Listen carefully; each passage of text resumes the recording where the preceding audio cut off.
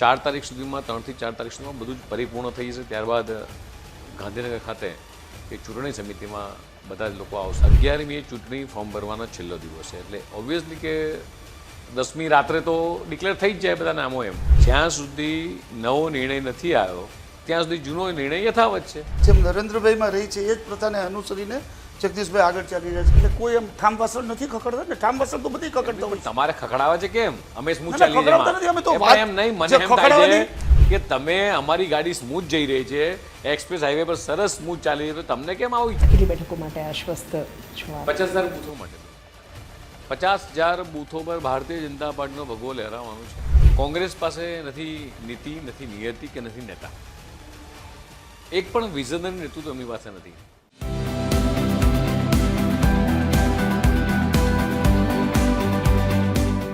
નમસ્કાર, હું છું સોનલ અનેડકટ. TV 13માં આપનું સ્વાગત છે. રાજ્યની વાત કરીએ તો સ્થાનિક સ્વરાજની ચૂંટણીના પડઘમ હવે ગુજરાતમાં વાગી ચૂક્યા છે. ચૂંટણીની જાહેરાત થઈ ચૂકી છે અને લગભગ 10,000 જેટલી બેઠકો પર ચૂંટણી આયોજિત થવા જઈ રહી છે. ત્યારે ત્રિપાંખીયો જંગ ખેલાવાનો છે. તો સૌથી પહેલાં જો વાત કરીએ તો જે શાસક પક્ષ, મુખ્ય રાજકીય પક્ષ ભાજપની, તો વર્ષભર ઇલેક્શન મોડમાં રહેતો ભાજપ આ વખતે ચૂંટણીમાં કેવી તૈયારીઓ સાથે મેદાનમાં ઉતરવાનો છે તે વાત જાણવામાં સૌને રસ હોઈ શકે. અને આ વખતે ચૂંટણીની કયા પ્રકારની તૈયારીઓ છે ભાજપની તે સંદર્ભે વાતચીત કરવા માટે આપણી સાથે જોડાઈ રહ્યા છે પ્રદેશ ભાજપ અધ્યક્ષ જગદીશ વિશ્વકર્મા, અને સાથે સાથે જ આપણી સાથે જોડાઈ રહ્યા છે TV 13ના એડિટર દીપક રાજાણી. સર, સ્વાગત છે આપ લોકોનું TV 13માં. સૌથી પહેલો સવાલ જગદીશભાઈ, ગઈકાલે જ ઇલેક્શન કમિશને ચૂંટણી ડિક્લેર કરી દીધી અને જેમ મારા સહયોગીએ કીધું કે ભાજપ હંમેશા ઇલેક્શન મોડમાં તૈયાર જ હોય છે. અને ગુજરાત એટલે ભાજપનો ગઢ. નરેન્દ્રભાઈની લોકપ્રિયતા, નરેન્દ્રભાઈ પ્રત્યેનો લોકોનો લગાવ, સાથે અમિતભાઈનું નજદીકિયા. તો આ વખતે ભાજપની શું રણનીતિ, અને સૌને જાણવામાં અત્યારે એક મુદ્દો બહુ ઇન્ટરેસ્ટેડ છે જે આપ જ જવાબ આપી શકો કે બહુ સમય ટૂંકો છે આ વખતે ચૂંટણીમાં. જિલ્લા પંચાયત, તાલુકા પંચાયત અને કોર્પોરેશનની ચૂંટણી જે 2015માં પહેલાં સાથે થતી હતી, પછી અલગ અલગ થઈને આ વખતે વધારે સાથે થશે. તો પાર્લામેન્ટરી બોર્ડની બેઠક ક્યારે મળશે અને ઉમેદવારોની નામાવલી ક્યારે જાહેર થશે? આ સૌથી મોટો ઇન્ટરેસ્ટિંગ સવાલ છે.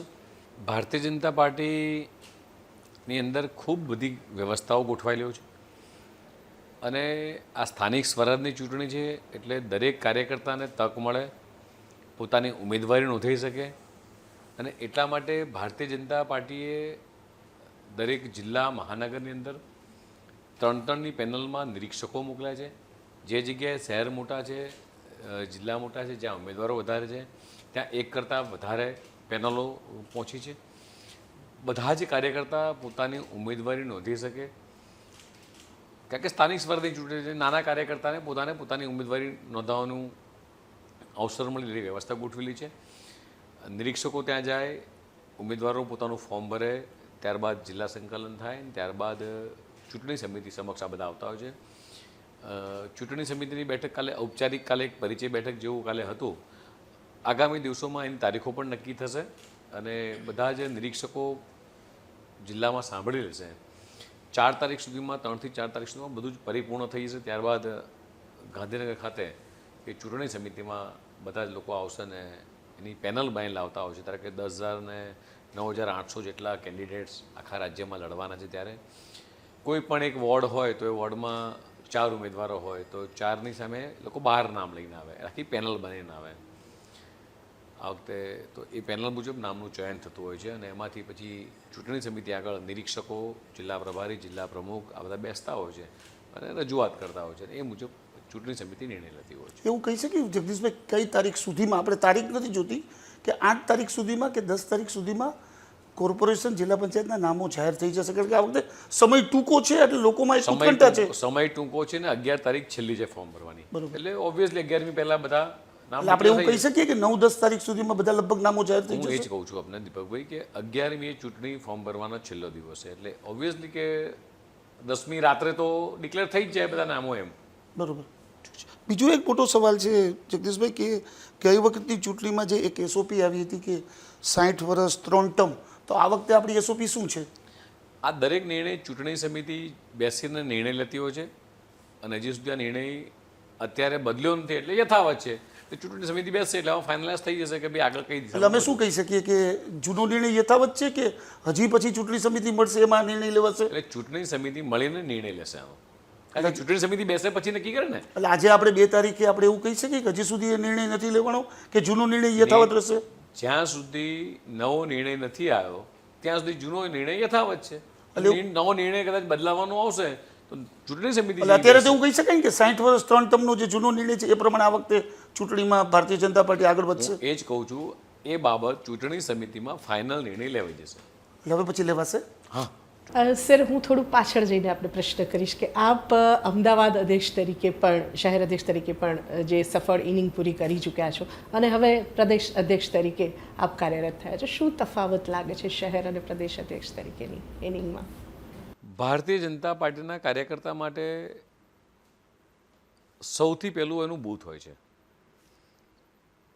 અને મારા જેવો નાનો કાર્યકર્તા જે બૂથમાંથી કામ કરતાં કરતાં આજે બૂથ હોય, મંડળ હોય, જિલ્લા કક્ષાએ, શહેર કક્ષાએ કામ કર્યું. એટલે બૂથ હોય તો બૂથની મર્યાદા હોય કે મારે 1000 કે 1100 1200 મતદાતા હોય, મારી બૂથ સમિતિના 10 સભ્યો હોય, એની વચ્ચે જ મારે કામ કરવાનું હોય છે. હું મંડળમાં આવું તો મંડળમાં 1,00,000 લોકોની વચ્ચે અને મંડળ સમિતિ બધા મોરચા સાથે કામ કરવાનું હોય છે. જિલ્લામાં આવું તો જિલ્લા કક્ષાએ હોય, પ્રદેશમાં આવે તો અત્યારે દુનિયાની સૌથી મોટી પાર્ટી એ ભારતીય જનતા પાર્ટી છે. આજે ગુજરાતની અંદર 1.25 કરોડ કરતાંય વધારે પ્રાથમિક સભ્યો છે, 1.25 લાખ કરતાંય વધારે સક્રિય સભ્યો છે. એટલે વ્યાપ વધ્યો છે. એટલે કામની પ્રક્રિયા જે પ્રદેશ કક્ષાએ હોય એ જ પ્રક્રિયા જિલ્લા કક્ષાએ હોય, એ જ પ્રક્રિયા મંડળ કક્ષાએની જ પ્રક્રિયા બૂથ કક્ષાએ હોય છે. પણ જેમ જેમ વ્યાપ વધતો જાય એમ તમારો વર્કલોડ વધતો જતો હોય છે. સર, વર્કલોડની આપે વાત કરી. પ્રથમ ઇલેક્શન છે આપનું પ્રદેશ અધ્યક્ષ તરીકે, તો કેવા પડકારો જોઈ રહ્યા છો આપ? પડકારો હું એટલા માટે એવું કહીશ કે છેલ્લા 25-30 વર્ષથી એ શાસનની અંદર ભારતીય જનતા પાર્ટી છે. આ પાર્ટીની એક સરસ ખાસિયત ગણો કે ખૂબી ગણો, એમ કે સારી વસ્તુ એ છે કે એ માત્ર ચૂંટણી સમયે જ પ્રજાની વચ્ચે હોય છે એવું નથી હોતું. અને આપે પોતે જ કદાચ સ્ટાર્ટિંગમાં કીધું એમ કે આ એક પાર્ટી એવી છે કે જ્યાં 365 દિવસ એ ઇલેક્શન મોડમાં, હું એવું ઇલેક્શન મોડ કરતાં હું એવું કહીશ કે 365 દિવસ ભારતીય જનતા પાર્ટીનો બૂથનો કાર્યકર્તા હોય, જિલ્લાનો હોય, પ્રદેશનો હોય કે સરકાર હોય, એ સતત પ્રજા વચ્ચે રહેવા ટેવાયેલા કાર્યકર્તા છે. સેવા સમર્પણના ભાવથી કામ કરવા ટેવાયેલો કાર્યકર્તા છે. એટલે કોઈ પણ પડકારો, કોઈ પણ ચેલેન્જને એ ઝીલવા માટે ભારતીય જનતા પાર્ટીનો કાર્યકર્તા એ સક્ષમ હોય છે. સર, પ્રદેશ અધ્યક્ષ તરીકે આપની નિમણૂક થઈ ત્યારે આપે નિમણૂક બાદ પ્રવાસ કર્યા અલગ અલગ સ્થળો પર. જ્યાં જ્યાં પણ આપે પ્રવાસ કર્યા, સંબોધન કર્યું, એક વાત મહત્ત્વની નોંધી ગઈ કે આપે જ્યાં પણ પ્રવચન શરૂ કરો ત્યાં તમારા જે સ્થાનિક મિત્રો હોય, કાર્યકર્તાઓ હોય ખાસ તો, અને સ્થાનિક એક્ટિવ નેતાઓ હોય, એમનું એક લાંબુ લિસ્ટ વગર વાંચીએ તમે બોલી જતા હતા. શું હેતુ હતો આ ઉલ્લેખ પાછળનો? કેમ કે એક અલગ જ તાદાત્મ્ય આ લિસ્ટ, આ નામ લીધા પછી તમારું સ્થાનિકો, શ્રોતાઓ સાથે થતું હતું. એમાં એવું છે કે વર્ષોથી આ પાર્ટીમાં કામ કરતાં આવ્યા છીએ, નાના મોટા પાર્ટીમાં થયા છે.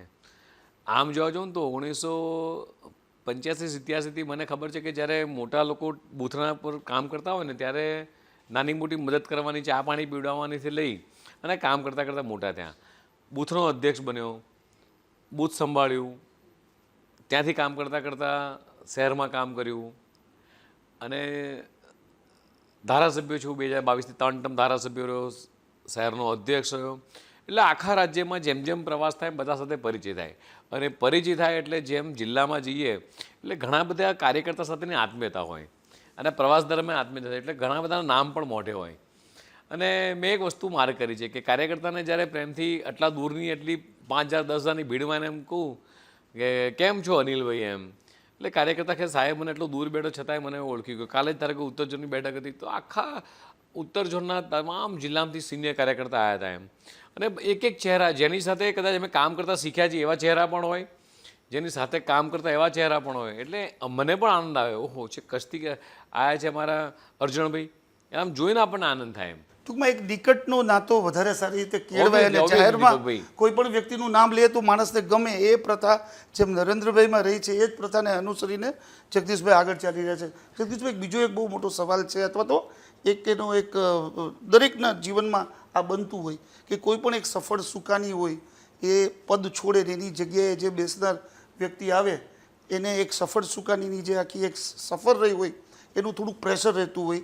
ધારો કે નરેન્દ્રભાઈ આપણા મુખ્યમંત્રી હતા, એ પછીના બધા મુખ્યમંત્રી સાથે કમ્પેરિઝન થાય. એમ આપણે ત્યાં પણ પ્રદેશ પ્રમુખ તરીકે CR પાટીલજી હતા અને એમની જે કેરિયર રહી અથવા તો એને એકદમ સફળ સુકાની તરીકે અત્યારે બધા જોઈ રહ્યા છે. તમે પછી એના પછી આવ્યા તો કંઈ ચેલેન્જ, કોઈ એક પડકાર કે પ્રેશર એવું આપના ચહેરા ઉપર એવું લાગે છે, આપના દિમાગ ઉપર? હું એટલા માટે કહું છું કે આ શબ્દો છે ને એ ડિક્શનરી માટે સારા શબ્દો છે, ક્યાંક શબ્દ વાપરવા માટે શબ્દો સારા છે. અમારું પ્રેશર, અમારી ચેલેન્જ, આ બધી જ વસ્તુ અમારો ભાર હળવો કરતો હોય તો એ મારો બૂથનો કાર્યકર્તા ભાર હળવો કરી નાખતો હોય છે. જ્યારે પ્રદેશ તરફથી અથવા જિલ્લા કક્ષાએ ભારત માતા કી જયઘોષ જ્યારે મંચ ઉપરથી થાય ને, એટલે બૂથમાં બેઠેલો કાર્યકર્તા, એ સૈનિક, એ દોડીને તૈયાર થઈ જતો હોય છે. અને હું હોઉં કે મારી પહેલાંના જેટલા પણ અધ્યક્ષો હોય એને અભિમાન હોય છે એના કાર્યકર્તા પર, અને એ જ બળબૂધા ઉપર અમે લોકો આગળ દોડતા હોઈએ છીએ. એટલે અમારો ભાર, અમારું જે ટેન્શન કે આપ જે કહો છો તણાવ, એ બધો જ એક કાર્યકર્તા લઈ લેતા હોય છે. અને આ કાર્યકર્તાના બળબૂતા પર અમે 50,000 બૂથ જીતવા માટે નીકળ્યા છીએ. સર, ભાજપના કાર્યકર્તાઓની વાત કરીએ, નેતાઓની વાત કરીએ, તાજેતરમાં જ ભાજપના ખુદના નેતાઓ, ધારાસભ્યો તરફથી એવો પ્રશ્ન ઉઠાવવામાં આવ્યો હતો કે સ્થાનિક કક્ષાએ અમારા કામ થતા નથી. બરોડા તરફથી એ પ્રશ્ન આવ્યો હતો. કાર્યકર્તાઓની પણ એ ફરિયાદ રહે છે કે ભાજપના જે નેતાઓ છે તે અમારા કામ કરતા નથી. તો આ સંદર્ભમાં કઈ રીતે જુઓ છો? બેન, કોઈ પણ ધારાસભ્ય હોય, કોઈ પણ ચૂંટાયેલો વ્યક્તિ હોય, એ યોગ્ય રીતે યોગ્ય ફોરમમાં રજૂઆત કરતો હોય છે. માન્ય મુખ્યમંત્રીશ્રીને એમને કદાચ કાગળ લખ્યો છે કે ભાઈ આ કામ ઝડપી થવું જોઈએ, અને એઝ આ પ્રજાના ચૂંટાયેલા વ્યક્તિ તરીકે એ ચોક્કસ માન્ય મુખ્યમંત્રીશ્રીને જાણ કરી શકે છે. અને માન્ય મુખ્યમંત્રીશ્રીને એમણે જાણ કરી હતી કે આટલા અમારા પેન્ડિંગ કામો છે જે થવા જોઈએ. એમાં કશું ખોટું નથી બેન, કારણ કે પ્રજાના ચૂંટાયેલા લોકો છે અને પ્રજાના વિકાસની વાત કરે છે. એમના અંગત કામ માટે ક્યારેય એમણે કીધું નથી. એ તો સારી બાબત છે. પ્રજાના કામ છે અને સરકારને ધ્યાન દોરે છે કે આટલા પેન્ડિંગ કામ છે અને ઝડપી થાય તો વધારે સારું છે. એમાં ખોટું શું છે? એટલે જગદીશભાઈનું કહેવાનું એમ છે કે ભાઈ કોઈ પણ પ્રજાનો પ્રતિનિધિ સરકાર સમક્ષ રજૂઆત કરી શકે અને સરકાર એની તરફ હયાધરણ કરીને એના કામો કરાવવા તરફ આગળ વધે છે. અને એ એક લોકશાહીનું એક સારામાં સારું પ્રતિબિંબ છે કે કોઈ માણસનું કામ નથી થતું તો એ સરકાર પાસે સરકાર એનો નિકાલ કરે. પણ એક બીજો સવાલ એ છે જગદીશભાઈ કે હંમેશા ભારતીય જનતા પાર્ટી એટલી બધી શિસ્તબદ્ધ પાર્ટી છે, એમાં કોઈ દિવસ દબાતા સૂરે કોઈ વાત બહાર આવતી નથી. પરંતુ હંમેશા એવું લાગતું હોય છે કે સંગઠન અને સરકાર વચ્ચે ક્યાંક ને ક્યાંક ટકરાવ જેવી સ્થિતિ થઈ છે, થતી હોય છે. ઓલું ઘર હોય ને તો ત્યાં ઠામ વાસણ ખખડે એવી વાત આવતી હોય છે. અગાઉ પણ બહુ બધી વાતો આવતી હતી, જીતુભાઈ વાઘાણી હોય, વિજય રૂપાણી વચ્ચે, પછી એવી જ રીતે પાટીલજી અથવા તો ભૂપેન્દ્રભાઈ વચ્ચે. એટલે એવું ઠામ વાસણ ખખડવાની વાત હોય. અમે જગદીશભાઈ બન્યા પ્રમુખ તો શું વિચારીએ કે ઠામ વાસણ ખખડે છે કે સબ સલામત છે? હું મારા તરફથી એવી ચોક્કસ એવું કહી શકું, માન્ય ભૂપેન્દ્રભાઈને જે રીતે હું ઓળખું છું, માન્ય હર્ષભાઈને ઓળખું છું. હું ને હર્ષભાઈ છેલ્લા 2012થી વિધાનસભામાં હતા ત્યારથી અને સંગઠનમાં કામ કરતા કાર્યકર્તા એ મોટા થઈને અહીંયા આવ્યા છીએ. એ જ રીતે માન્ય ભૂપેન્દ્રભાઈ સાથે પણ અમદાવાદ શહેરમાં કામ કર્યું છે. બધા જ લોકો ખૂબ તાલમેલથી સારામાં સારી રીતે અમે સ્મૂધલી કામ કરી રહ્યા છીએ. એટલે કોઈ એમ ઠામ વાસણ નથી ખખડતા ને? ઠામ વાસણ તો બધી ખખડતા હોય. તમારે ખખડાવે છે કેમ? અમે સ્મૂથ ના, ચાલી ખખડાવતા નથી. અમે તો વાત એમ નહીં, મને જે એમ થાય છે ખખડાવવાની કે તમે અમારી ગાડી સ્મૂથ જઈ રહી છે, એક્સપ્રેસ હાઈવે પર સરસ સ્મૂથ ચાલી રહી છે, તમને કેમ આવું ઈચ્છા થાય છે? મને પૂછો. મેં આપણે કીધું કોઈ પણ ઘરો એમાં ખખડતા જ હોય છે. આપણે હું તમને એ જ કહું છું કે અમારી ગાડી એક્સપ્રેસ વે પર સરસ સારી ચાલી રહી છે, એક પણ ખાડા ખડિયા વગર સ્મૂથ ગાડી જઈ રહી છે. એમાં તમને એટલો ઇન્ટરેસ્ટ કેમ? મને ખબર નથી પડતી દીપકભાઈ. ના, તો ખખડવાની વાત આવે આ પૂછીએ સવાર તમારે ઘર ખખડા નથી ને વાસણ? એ તો બધાના ઘરમાં ખખડતા હોય. એટલે અમારે નથી ખખડ્યા. જગદીશભાઈ, બીજો સવાલ કે ગઈ ચૂંટણીમાં આમ આદમી પાર્ટી હતી પિક્ચરમાં, આ વખતે પણ આમ આદમી પાર્ટી પિક્ચરમાં છે. ઘણી બધી જગ્યાએ મહાનગરપાલિકાઓમાં આમ આદમી પાર્ટી સાઇઝેબલ વોટ લઈ ગઈ હતી. પછી વિધાનસભાની ચૂંટણી આવી, એમને જે સીટો મળી એ જોતાં આમ આદમી પાર્ટી આ વખતે જો પરિણામ બગાડે તો લગભગ લોકો એવું જ કહે છે કે કોંગ્રેસનું બગાડશે. કોંગ્રેસ તો અહીં ક્યાંય ઘણા વર્ષોથી છે પણ નહીં, બહુ હાંસિયામાં છે. તો તમને શું લાગે છે ક્યાંક ને ક્યાંક આપણને નુકસાન નહીં કરે ને? હું તમને એવું ચોક્કસ કહીશ દીપકભાઈ કે આઝાદી બાદ કોંગ્રેસે આખા દેશમાં શાસન કર્યું છે. કોંગ્રેસ પાસે નથી નીતિ, નથી નિયતિ કે નથી નેતા. એક પણ વિઝનરી નેતૃત્વ એમની પાસે નથી. અને કોંગ્રેસના રાહુલ ગાંધી સતત એ હાર વચ્ચે, એ પ્રજા વચ્ચે જઈ રહ્યા છે. દરેક જગ્યાએ તેમને જાકારો મળી રહ્યો છે. આગામી દિવસોમાં પણ એમને જે રીતે 2022માં ભારતીય જનતા પાર્ટી 156 સીટો આવી, ત્યાં 162 ધારાસભ્યોનું સંખ્યાબળ છે.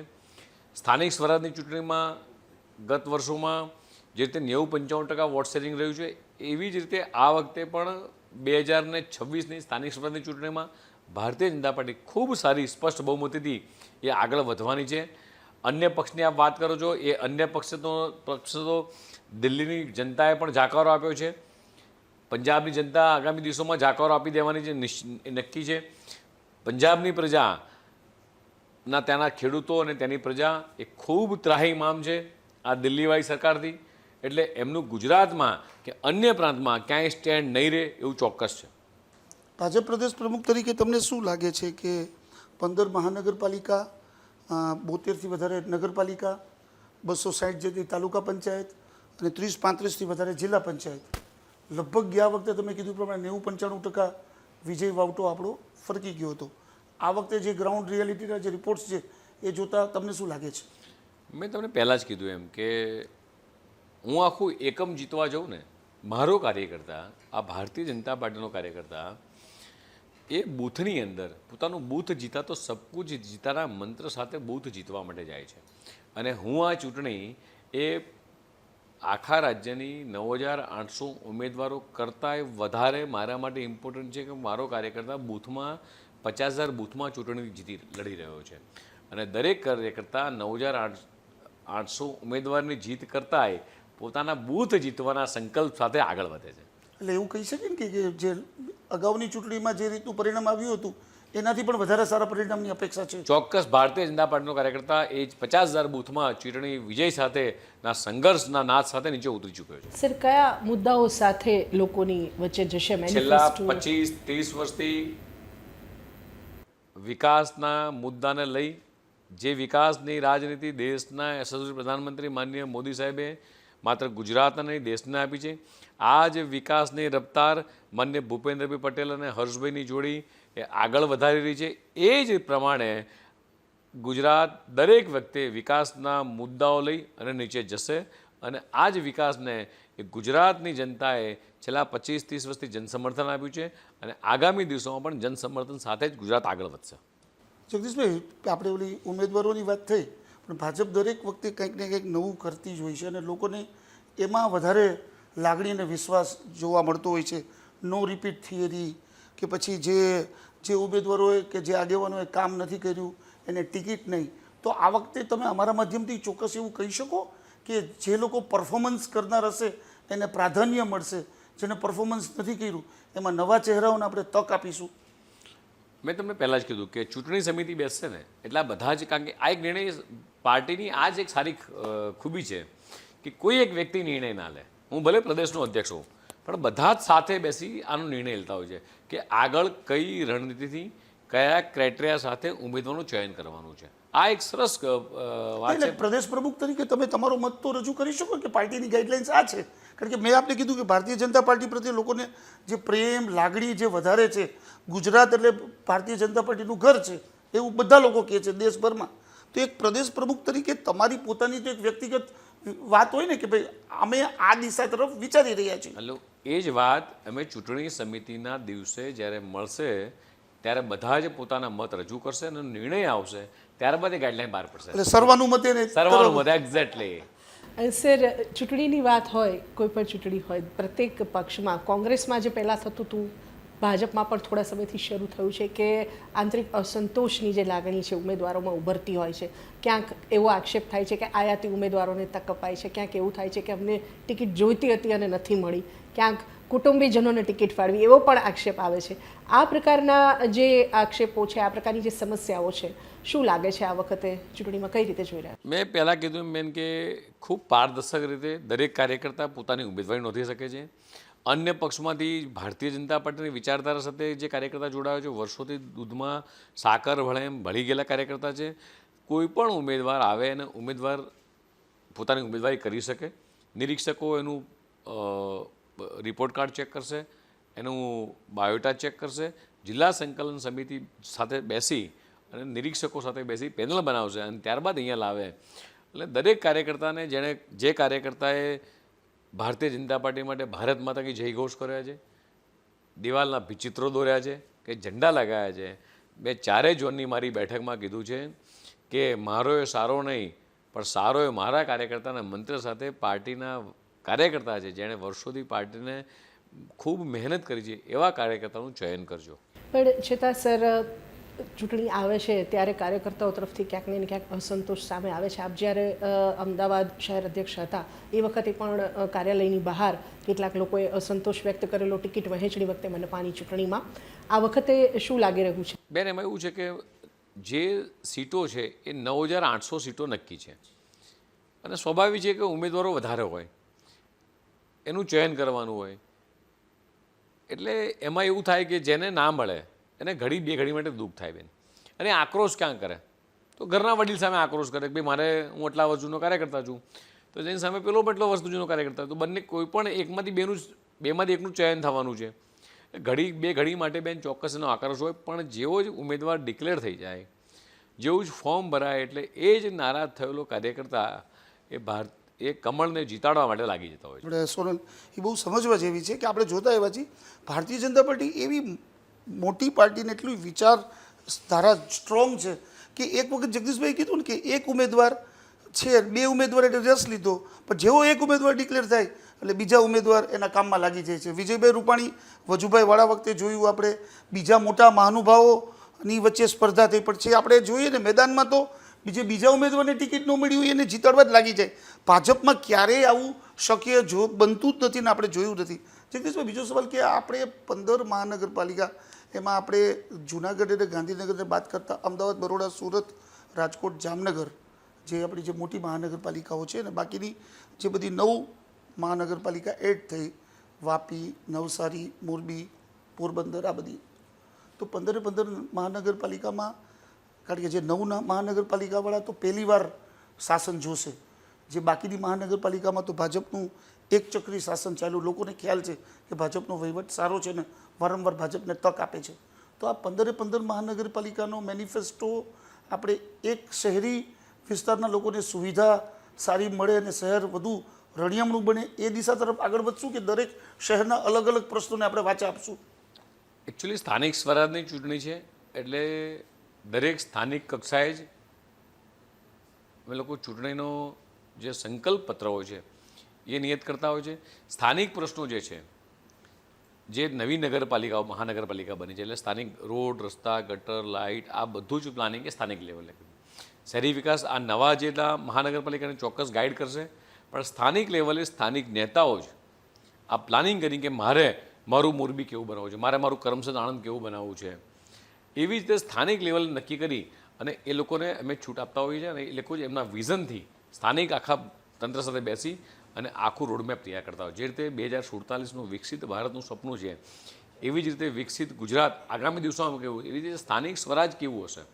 ધારો કે કોમનવેલ્થ આવી રહી છે તો કોમનવેલ્થ માટે કેવી તૈયારી કરવી પડે, એમ રાજ્ય સરકાર શહેરી વિકાસ વિભાગ પણ ગાઈડલાઇન બહાર પડતું છે અને એ જ મુજબ સ્થાનિક સ્વરાજની ચૂંટણીમાં એ સ્થાનિક લેવલે વિકાસ થાય એવો અમારો આગ્રહ પણ હોય. ભાજપ પ્રદેશ પ્રમુખ તરીકે તમે નવા નગરોને અસ્વસ્થ કરી રહ્યા છો કે જેવું 6 મહાનગરપાલિકા કે 8 મહાનગરપાલિકામાં દમદાર શાસન છે એવું જ શાસન 100% મને ભારતીય જનતા પાર્ટીના કાર્યકર્તા પર સંપૂર્ણ ભરોસો છે. જેવી રીતે 8 મહાનગરપાલિકાનો જે રીતે વિકાસ થયો છે, 8 મહાનગરપાલિકાએ જે રીતે સર્વાંગી વિકાસ કર્યો, દરેક ફેસિલિટીઝ, એવી જ રીતે આગામી 9 જેટલી મહાનગરપાલિકા છે એ જ પ્રમાણે સિસ્ટમેટિક રીતે એનો વિકાસ થશે. સર કેટલી બેઠકો માટે આશ્વસ્ત જે પ્રકારે આ ચૂંટણી આયોજિત થવા જઈ રહી છે હવે આ કેટલી બેઠકો માટે આશ્વસ્ત છો આપ? 50,000 બૂથો માટે બેન, 50,000 બૂથો પર ભારતીય જનતા પાર્ટીનો ભગવો લહેરાવાનો છે. એટલે એને આપણે કન્વર્ટ કરીએ કારણ કે લોકોને સમજ હું એ જ કહું આવે. છું, આપ તો મેથેમેટિક્સના માસ્ટર છો, તો 50,000 બૂથને અમે બેઠકોમાં આપ કન્વર્ટ કરી શકો છો. હું તો મારા કાર્યકર્તાને બૂથના પ્રમુખ તરીકે જોઉં છું અને મારો બૂથનો પ્રમુખ બૂથ જીતાડવાની હોડમાં લાગેલો છે. કારણ કે આ ભારતીય જનતા પાર્ટીનો કાર્યકર્તા એ બૂથનો પ્રમુખ એ માત્ર ચૂંટણી સમય દેખાય એવું દીપકભાઈ નથી હોતું. તમે જે અન્ય લોકો અત્યારે ઉતરી પડ્યા છે ને, જે ટ્રેનમાં અવર જવર કરે છે, વિમાનમાં અવર જવર કરે છે, બધા એ માત્ર ચૂંટણી સમય જ દેખાય છે. ચૂંટણી જતી રહેશે ને એટલે ટ્રેન કે વિમાન જેમાં આવ્યા છે એમાં બિસ્તરા પકડી અને પાછા રવાના. આ એક જ કાર્યકર્તા સાથે, અને એટલા માટે જ ગુજરાતની 6.5 કરોડ જનતાને ભરોસો છે કે આ સ્થાયી લોકો છે, સ્થાયી પાર્ટી છે, વિઝનરી નેતા છે. અને વિઝનરી નેતા છે એટલા માટે જ ગુજરાતનો સર્વાંગી વિકાસ થઈ રહ્યો છે. તો આ હતા જગદીશ વિશ્વકર્મા, જેમનું કહેવું છે કે જે પ્રકારે તેમણે 50,000 બૂથો પર આ વખતની જે સ્થાનિક સ્વરાજની ચૂંટણી છે તેમાં જીતનો વિશ્વાસ વ્યક્ત કર્યો છે. જો કે બેઠકો સંદર્ભે તેમણે મગનું નામ મરી પાડવાનું ટાળ્યું છે, પણ મહત્વનું છે કે 50,000 જે બૂથ છે તેના પર ભાજપનો કાર્યકર્તા વિજય મેળવશે તેવો જે વિશ્વાસ છે તે જગદીશભાઈએ વ્યક્ત કર્યો છે. હવે અમને રજા આપશો, જોતા રહેશો TV 13.